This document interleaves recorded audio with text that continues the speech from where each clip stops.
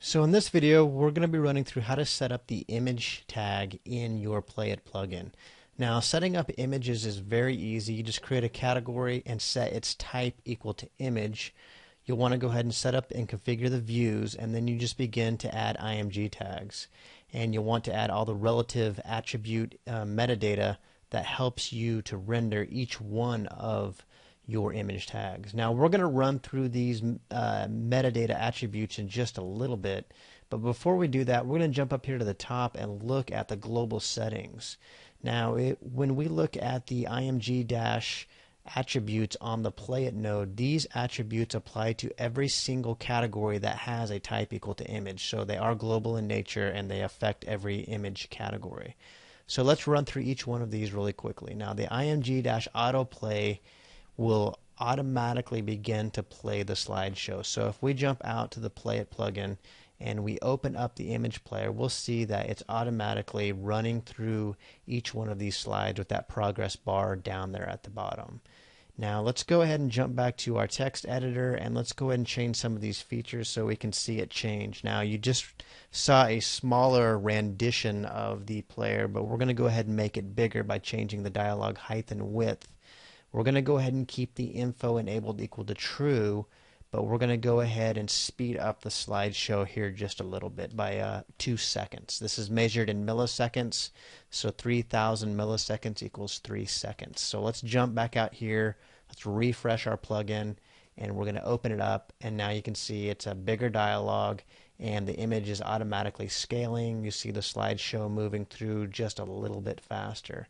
Now I'm going to pause the show here really quickly and we're going to talk about the image information tag. Now as you recall, we had set the image info equal to true, which means that it's always going to show up down here at the bottom of the player bar. However, if we don't want this to show up at all on any of the images, then we would set that particular attribute to false. But because some of these images don't have information on them, then it currently is disabled when this particular image doesn't have information. But let's click on an image that we know has information, and you can see now that the image information is enabled, and it allows us to toggle a dialog that we can put any information that we want, HTML, JavaScript, pretty much whatever you want in this information section, and toggle this information back, and it's bound to this image, so it's just information about this particular image. So this should be a clean run through of all the global settings, and we'll be touching on the image tag settings in just a moment. Okay, so we are going to go ahead and take a quick peek at the image tag and some of its attributes. The first attribute that we see here is the title tag. Now the title tag is required on all of the category media types such as audio, video, and link, and it just gives each one of the assets a unique name. While the title doesn't have to be unique, it is required that you do set it. The next attribute that we see here is the source, and this is the source of the main image that we're going to see in the large image viewer. We also have the poster and the thumb, and all of these correspond to different locations in the player. So let's go ahead and jump out to the player and look and see where each one of these assets reside. Now the poster asset is going to be seen on the tile view, and this is an image, and it should be anywhere up to 256 by 256. So you don't want to make the image any larger for performance reasons. The next image that we're going to look at is the thumb image, which is shown here on the list view, and this is going to be a 48 by 48 image. And if we take a quick peek at the grid view, we'll see that no images are used.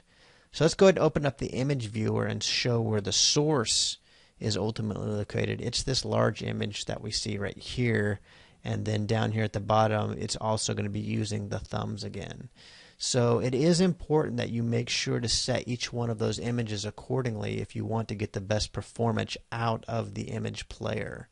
Now let's go ahead and jump back to the text editor, and we're going to go ahead and look at the next attribute here, which is info enable. Now we can set it on the image tag itself if we wanted to ultimately disable this information that we see down here. We can temporarily do that by setting this to false, and what it will do is it will just set that information button that we showed earlier in the global settings to just a disabled state.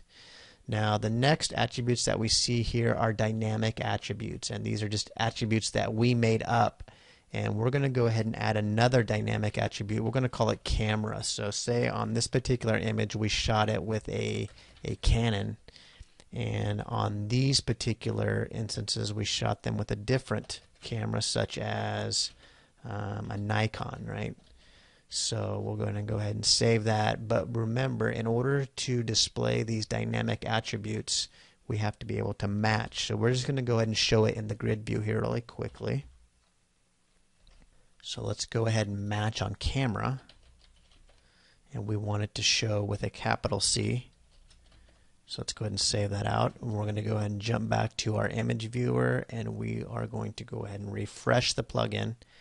And as you can see, there is one element missing because we didn't set it up on that last image node, but each one of these attributes are now showing up. So it just goes to show you that you can do the dynamic attribute settings on any one of the particular category media types. So you can do this on videos, images, links, and audio tags.